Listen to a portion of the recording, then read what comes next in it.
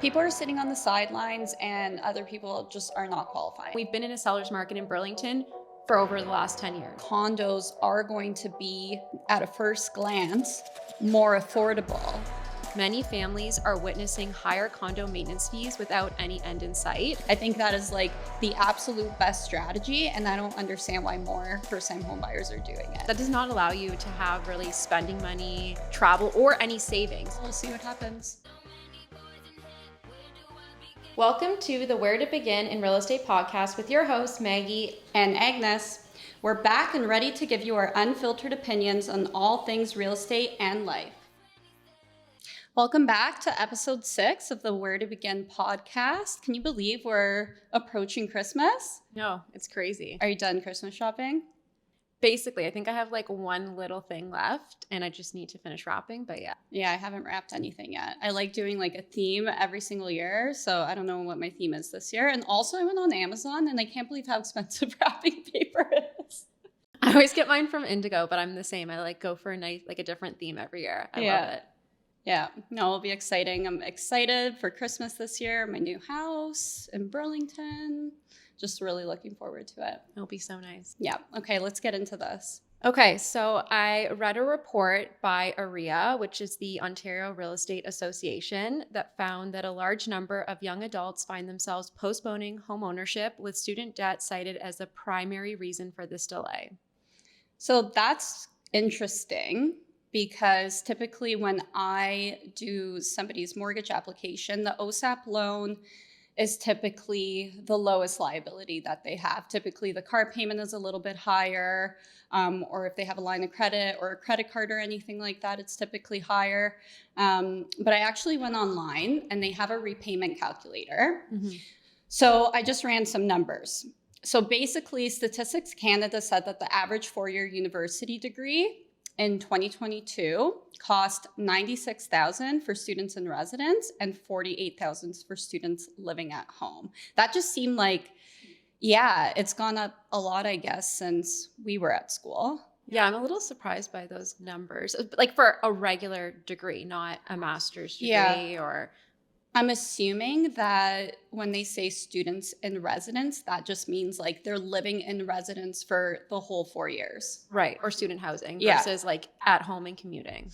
So when I ran the numbers, I kind of just took the middle of those numbers and I ran on the repayment calculator how much a $60,000 loan would be.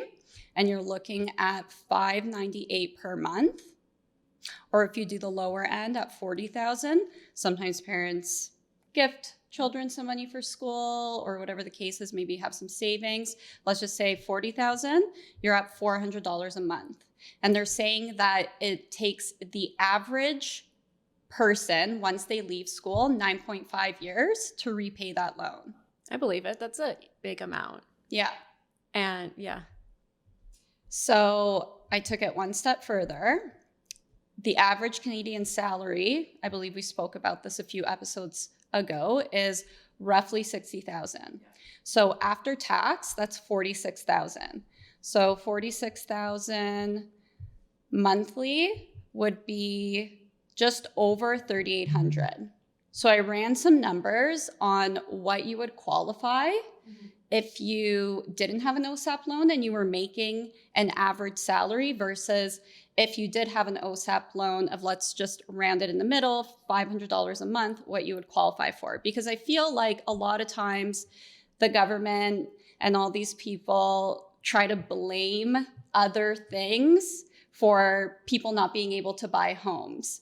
Yeah, well, and it's interesting because you said like in comparison to a car payment, and maybe I'm wrong, but I think a lot of car payments with these interest rates are probably around that $500 mark. So it's a strong statement to say that the primary reason is student debt. I definitely think that if someone is paying $400 or $500 a month towards student debt, that's a big number. But I just think that's a bold statement when there's all these other costs. Like you don't necessarily always need a $500 car payment. So let's just say you graduated and you got a job and you have no OSAP loan, no liabilities. If you put a minimum down payment, the maximum purchase price that you could buy for is $225 So that's not very high. No. So let's say you throw in an OSAP loan there, you're now qualifying for 190. So I mean, either way, you're not qualifying for much. So is the problem really OSAP loans, or is it just that house prices are significantly higher than they were, 10 years ago, or also that our income is not keeping up? Well, I was just going to say, like, I don't know where you can purchase for that amount in the GTA. No. That's not possible. What did we say a few podcast episodes ago? Timmins. Yeah, it was like in the Timmins? 200s, I think. Okay. So you could go to Timmins. Okay, there you go. That's about it. Maybe buy a little duplex in Timmins? Maybe. Yeah, it's super interesting. Well, I think it's interest rates. And then we also talked about income growth over the last 10 years versus inflation. So it's all of these factors, I think, are a huge contributor as well. Yeah. So then looking at rent prices. So I know the average rent price of a 1-bedroom in Burlington last month, the stats just came out and I was looking at it, is $2,400 a month. So what you said, someone's bringing home after tax $3,800. After tax $3,800 a month. That's not a huge difference if you do have a car payment, let's say $400 a month, you have insurance, you have gas, you have groceries, that you're tight. That does not allow you to have really spending money, travel, or any savings. So if you're in that position and you graduate and you're paying your OSAP off and you're renting, you're breaking even. You're not really able to save for a down payment. Well, I don't even think you'd be able to pay $2,400 and survive, because that's just your rent. You still have to pay, maybe there are no utilities included. Perhaps you have car insurance. Maybe you're lucky enough to not have a car payment, groceries. You want to have a life, like you want to go out with your friends. Mm-hmm. It's really, really difficult. Yeah. So if you're somebody that's kind of binded to a certain area, then making the average Canadian salary, it's really hard to live off of that, regardless of whether or not you have any liabilities or you don't have any liabilities. Yeah. You're kind of almost forced to be in a 2-bedroom with somebody, and still then it's tight. Are you seeing that now? Are you seeing that there's more like friends leasing together? Oh yeah. I would say like out of university in your 20s until you kind of approach 30s, most people are living with friends or significant others. That was a thing too when we graduated university as well. Like I know a lot of my friends ended up living together.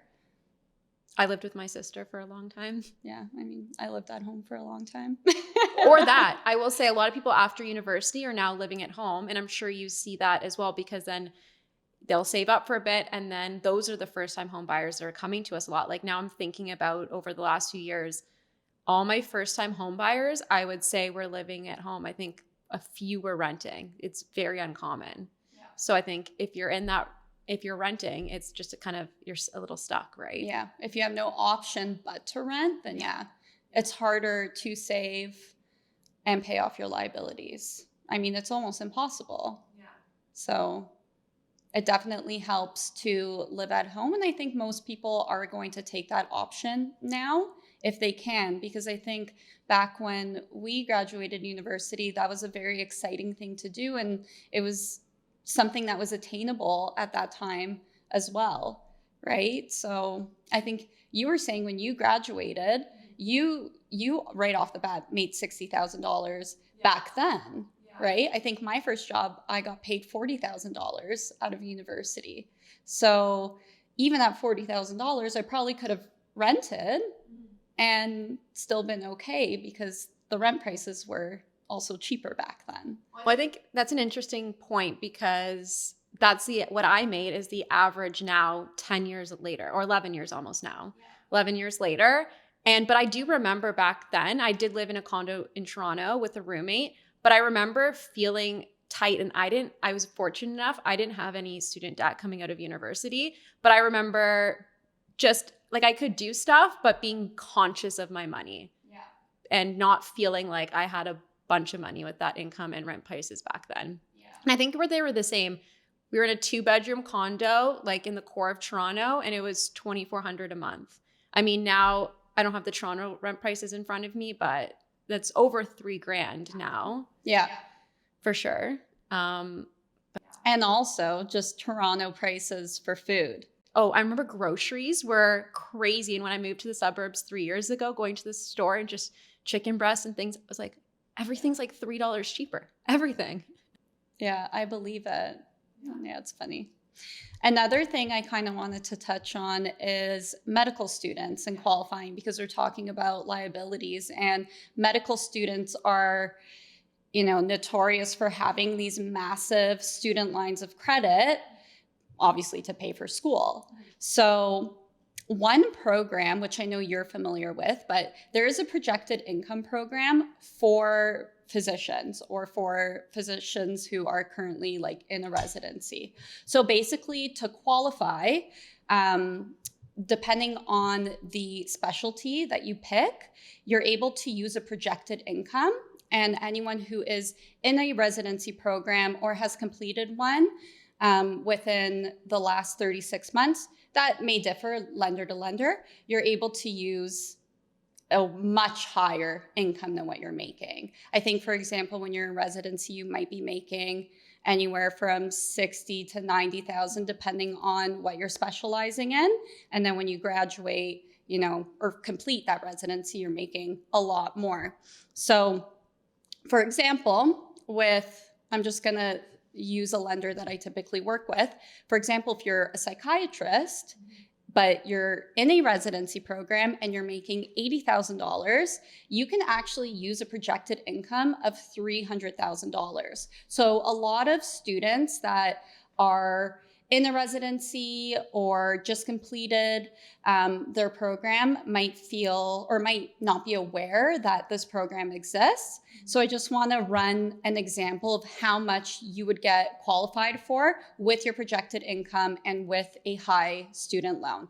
So let's say, just for example's sake, you are specializing in psychiatry. The projected income that you can use could be up to $300,000, depending on what lender you're going with. Let's say your student debt is $150K. And that monthly liability from that student debt would actually be $4,500 in your financial mortgage application. So if you're putting a minimum down payment, which with this program is 10%, so 5% have to be from your own funds and 5% can be borrowed, you can actually qualify still with that student debt for a $900,000 home. Now, if you're putting 20% down and your mortgage is no longer insured, you can actually qualify for over $1.1 million.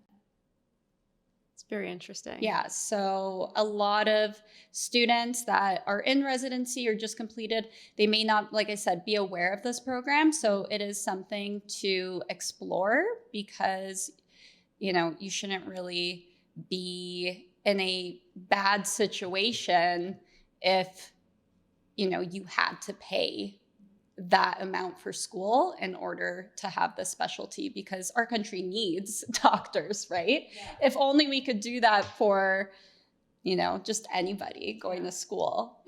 Well, you know this, I've worked with like a handful of medical students in their residency. And it's interesting because I always have this conversation and they'll reach out to me and they're like, I matched and I got into this program for residency in Hamilton, and I have a 5-year residency if I'm a psychiatrist or a certain specialty. And then they're kind of debating, and it's different for everyone in their situation, but if they should rent or buy, right? Because they know they're going to be there for the 5 years. And when schools interview you, part of where you get your residency is if you are keen on staying there after. They want students who are going to fulfill like those jobs after, like that is kind of the path. So a lot of the time the people think, okay, I'm going to go there, I'm going to live there minimum 5 years, and as long as I get a job after, which is like almost guaranteed, I'm going to stay there. So a lot of them I've worked with have done that and purchased a home because they're just like, well, with rent prices now, that's the same as a mortgage on one of these properties. At least I can get into the market and pay down equity and appreciation. And I have this plan. I'm going to be in this house for a minimum 5 years. And we say that all the time, especially now buying, like you should stay somewhere, I think, for 3 to 5 years to really make money. So for a lot of them, they think it's a smart decision. You're also guaranteed to make that high income. Yeah. right? So you're not putting yourself in a situation where you're buying a home and your income is never going to go up and you might be a little bit tight. You know, eventually you're going to be making 300K. Right, exactly. Like you're not just taking a risk, like you have a good idea of what you're going to make. Yeah. Yeah, that's a good point. So yeah, it's interesting for sure. I also I wanted to kind of get into condos because I know we briefly touched about that before. Remax Canada recently came out with an article saying that in today's inflationary environment, many families are witnessing higher condo maintenance fees without any end in sight. And I thought this was interesting just because we've talked so much about inflation and the cost of living. It makes sense because condo fees are essentially based on the square footage of the condo and then divided by the square footage of your unit, and you pay a proportionate share, if that makes sense, of what the overall fees are to maintain the building. And it covers things like common area utilities, common area maintenance such as snow removal, security, garbage, as well as contributing to the condo's reserve fund, which would be saving for things like if you never need an elevator replacement or a boiler replacement or anything like that. So, and cleaning costs, for example, like a lot of this is staff-based. Their salary is going up year over year with inflation. And a lot of these costs to purchase even products to maintain the building or salt and stuff like that for removal is more expensive. So to me, it made sense that they're going up, but that is a risk you're taking when you buy a condo, right? You don't have control over what those maintenance fees look like. So I think a lot of people aren't aware of this because you buy a condo, you pay property tax, you pay maintenance fees, but do those maintenance fees cover heat, hydro, all that sort of stuff? But typically no. So unless you're in an older building where they didn't install sub-meters for every unit, back then it wasn't as popular. I would say buildings, I don't know, over 30 or 40 years. But in the last while, they install sub-meters because people want to pay for, some people are more conservative. They want to turn their lights off and stuff like that. And they want to, have lower costs. You would just be paying a percentage of the whole building, right? So it's more enticing for people to have sub-meters and pay for their own utilities because it's based on your usage. And that's why we've seen that shift in trend by builders in the last 2 years. But I will say, they don't put sub-meters on water.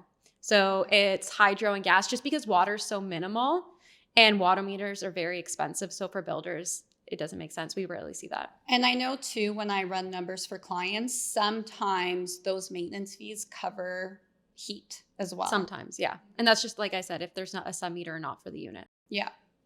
Interesting. So one thing that I wanted to sort of explore is somebody purchasing a condo versus somebody purchasing a duplex, because I think going forward, condos are going to be, at a first glance, more affordable when you don't exactly know how to run your numbers versus if you can buy a duplex and offset some of that payment with rental income. So I wanted to just run a quick example. I think that's great. I was just going to say, because I think that that's just a preconceived notion. Yeah. And it's a lack of knowledge. Exactly. Yeah. So I kind of based it on a condo in Burlington versus driving maybe 20 minutes more to Hamilton and maybe scoring yourself a duplex.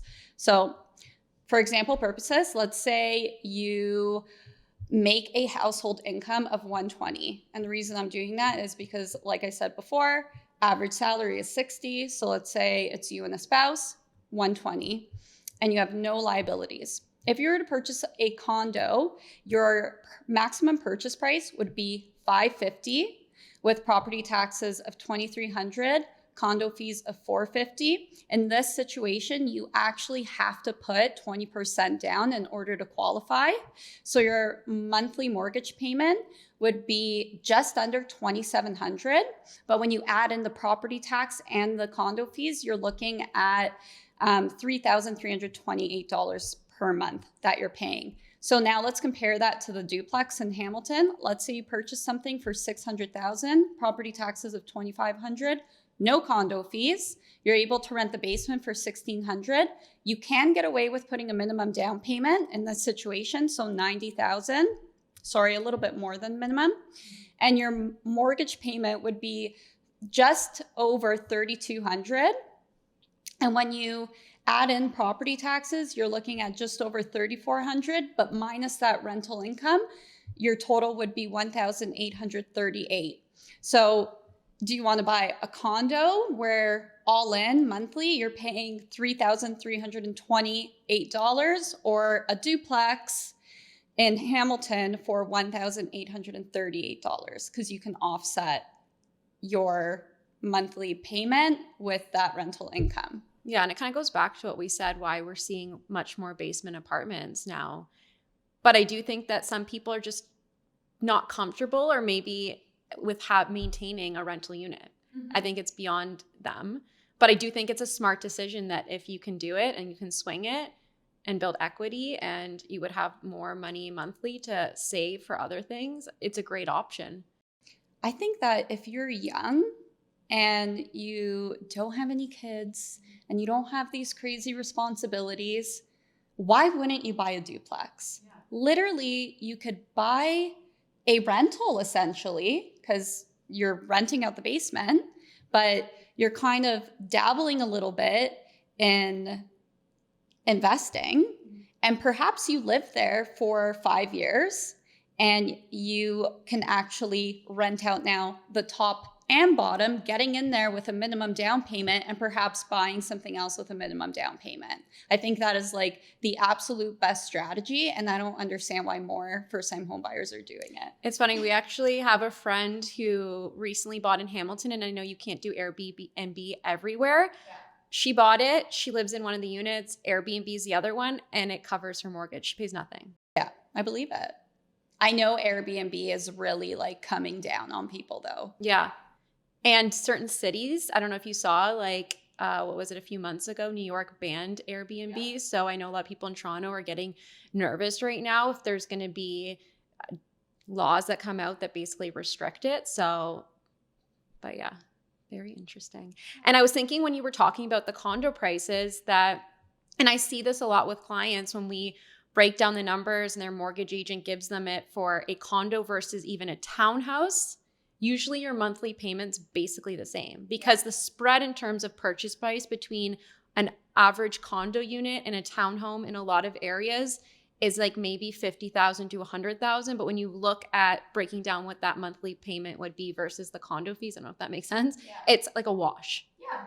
Right? And I'm sure you see that as well. So yeah. I think it's good to like look at all these options and decide what's the best for you. Well, the thing too, with the example I just gave, you're actually qualifying for $50,000 more, and you're putting less money down. You're putting $20,000 less down, and you're paying $2,000 less per month. Right. So it's not like you need to come up with more money, more income, or anything like that. Yeah. Yeah.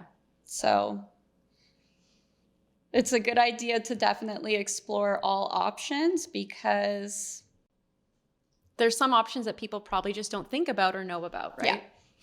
I wanted to just look at the Delisted and Power of Sales stats and trends since November's numbers recently came out, and I was just looking at them. October was, okay, so we said highest number of Power of Sale listings like ever. Yeah. So I'm curious now. So October, we already saw a high. What's November looking like? Even higher, significantly higher. So when looking at the GTA, so that's Toronto, Durham, Halton, Peel, and York. In October, we saw 68 Power of Sale listings, and we saw 95 in November. When looking like historically over the last few years, it would hover around in the teens. So anywhere from 10, 12 to 20, some highs of like 26, but that is a big jump. Mm-hmm.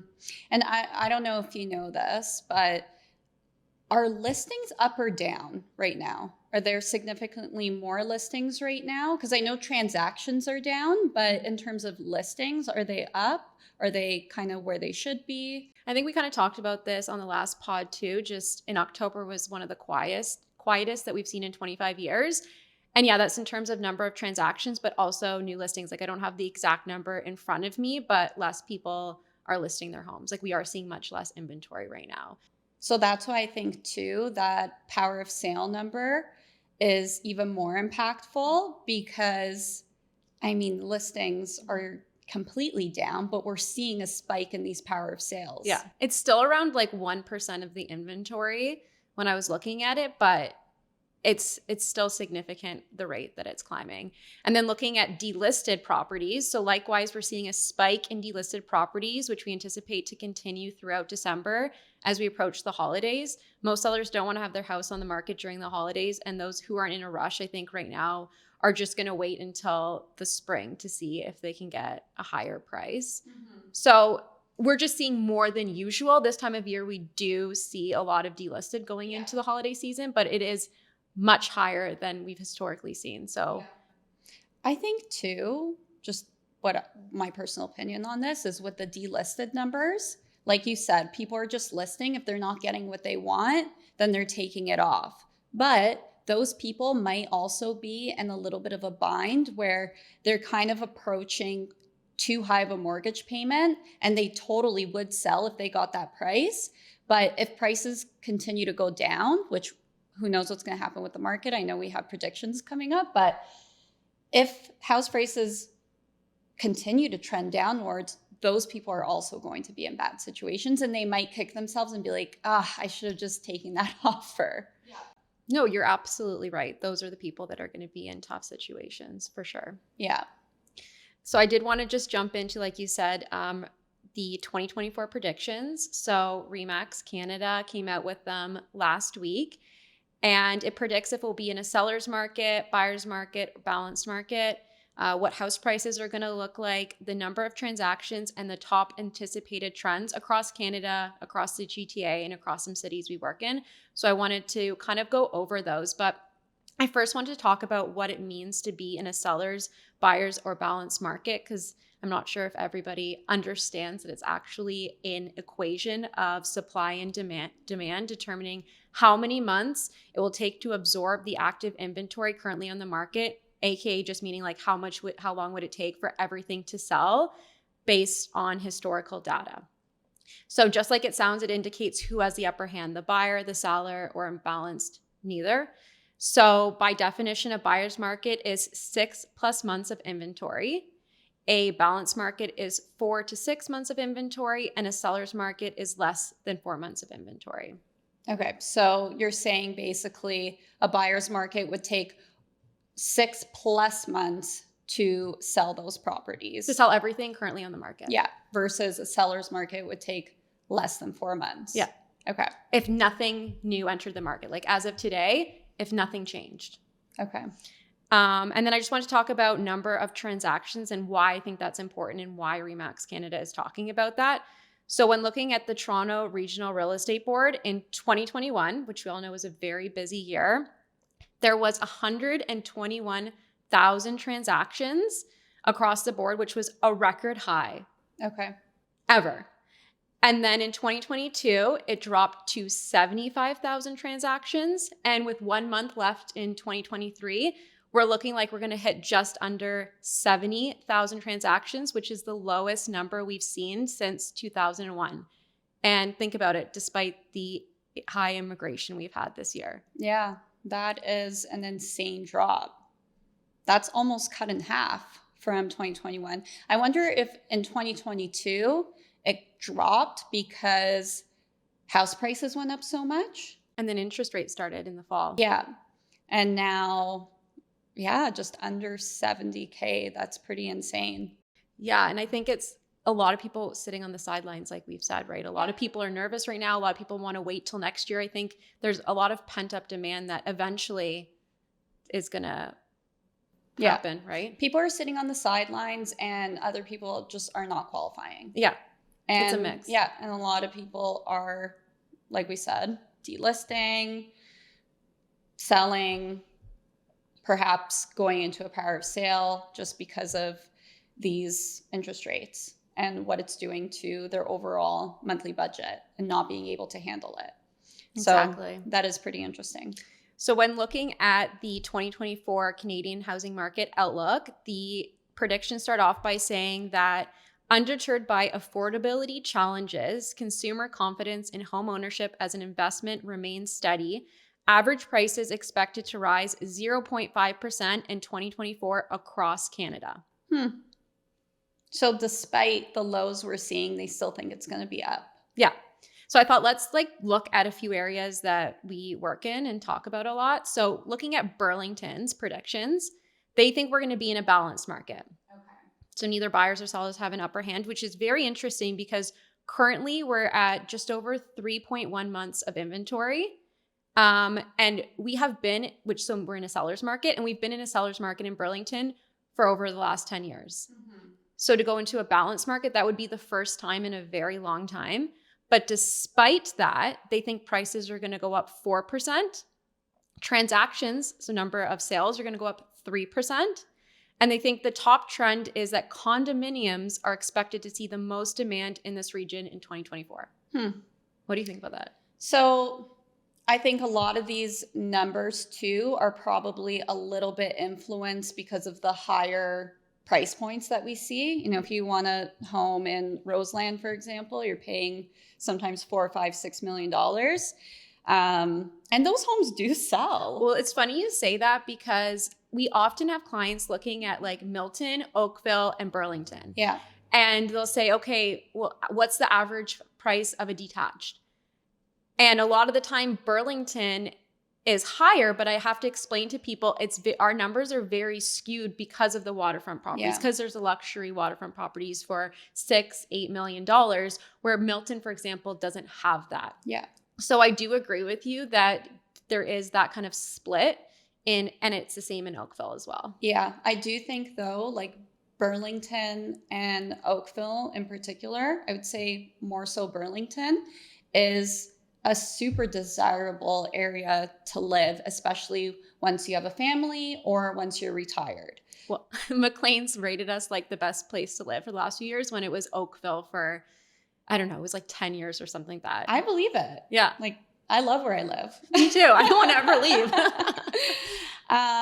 So I can totally see that prices can go up despite the market, just because people want to live there. People may have the mindset when considering Burlington that, oh, well, whatever, I will overpay a little bit for this particular area because I see myself dying in this house. Yeah. Right? Yeah. So I see that. And then when you mentioned that condos are going to be in demand, I can also see that because, for example, I was just having this conversation with somebody about Toronto because I personally am not a Toronto person. Like, I would not sacrifice living in a condo if I can't afford like a detached just to be in that area. Like, I'm moving further to be in the detached. To have more space. Yeah. But some people, they just really want to be in a certain area, but they can't afford, you know, even a townhome or a semi or a detached. So they may lean towards the condo, as well as also it's probably a lot of retired people. I was literally just going to say that is a good chunk of our clients sell their detached homes, and there is very nice condos downtown Burlington on the water, and that's where they go. And those condos are like in the millions. Oh, and they're in the millions. So it's not because there is a lot of entry-level condos in Burlington. There is a handful, but not all of them. There is a lot of luxury condos. So people want to be near the water. Downtown Burlington's beautiful with the boardwalk, with restaurants. So if you are going to live in a condo, you want to be able to walk places. Yeah. I would think. I would anyways. I mean, when I go for walks downtown Burlington, it looks like the retired people are just living their best lives. Just like sitting out on patios, having a drink. Seems like there's always just like crews, you know, it's not just like a couple. It's usually a group of people. I don't know. I was kind of thinking that's what I'm aspiring to be. Me too. It's not a bad life. Yeah. Speaking of Oakville, let's talk about Oakville next. So the 2024 predictions are that they're going to be in a seller's market. Okay. So they are currently sitting at 3.6 months of inventory and have been in a seller's market also like Burlington for over 10 years. So they're going to stay there. Mm-hmm. Not overly surprised. Oakville is quite desirable. It's close enough to Toronto, but it is a nice suburb to live in and has a lot of nice amenities. So Makes sense. They think prices are going to go up 7% and number of transactions are going to go up 14.5%, which is one of the highest I saw in the report. Are there a lot of new builds there? There is a handful, but not a lot. They're kind of running out of land. Interesting. But we do see a good chunk approaching Milton. Okay. There is some land there that they continue to have new builds, so more so than Burlington. And then one of the top trends is to manage rising costs. Many young buyers in Oakville are going in on homes with family members or renting longer than expected. I am seeing that. I mean, we mentioned this in one of our first episodes that Oakville has one of the highest rents. Yeah. So, I mean, well, house prices are one of the highest outside of Toronto there for a suburb. So translates into rent. I can see that just because of the distance for commuters. So Burlington, you're already a little bit further away from Toronto. It is a little bit easier to live in Oakville and commute. Yeah, I think the express train from Burlington is roughly like an hour. And from Oakville, I think it's 45 minutes. So that's 15 minutes either way adds up. Yeah. Half an hour a day when you're already commuting that much makes a difference for a lot of people. Because I do have clients who are commuting from Toronto and they really want to be in Oakville. And then sometimes they end up buying in Burlington because house prices are a little less. But it's always a conversation of time. Yeah. Well, anybody considering Oakville, look into Burlington. We have someone biased over here. Let's chat about Hamilton. So Hamilton's predictions are they're going to be in a balanced market. Hamilton's currently at 4 months of inventory, so just already hit a balanced market. So they think they'll stay there. Prices going up 3.5% and transactions going up 2%. And the top trend is single detached homes are expected to see the most demand in this region. I'm not surprised because there's a lot of detached homes in Hamilton. I would say that's predominantly what the inventory is. And condos as well. But a lot of people, if they're going to go that much further, are like, I'm going to go into a house. That's what we see with a lot of our clients. Yeah. Well, I was seeing, prices in Hamilton were low. And then during COVID, they went up like crazy. I think too, because a lot of people were buying a lot of these detached homes in order to convert them into duplexes. So I do still see that being a trend as well. But yeah, I'm not surprised by any of that. Yeah. And then it just talks about the GTA as a whole.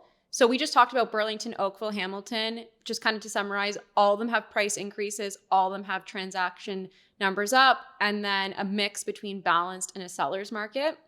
The GTA as a whole, they're thinking is going to be in a balanced or lean towards a buyer's market. So that just means much more inventory sitting. Prices down 3%, but transactions up 10.4%, which when you look at prices down in buyer's market, but transactions up, that might be like what you had mentioned, a lot of people being forced to sell, but not like at the prices that they want or not at an increase. Interesting. Well, we'll see what happens. Yeah, I'm very curious to see what happens. Thank you everyone so much for joining us. This was another great episode. As always, it would mean so much to us if you ranked, subscribed on whatever platform you're listening to, and we'll see you next time. Thanks.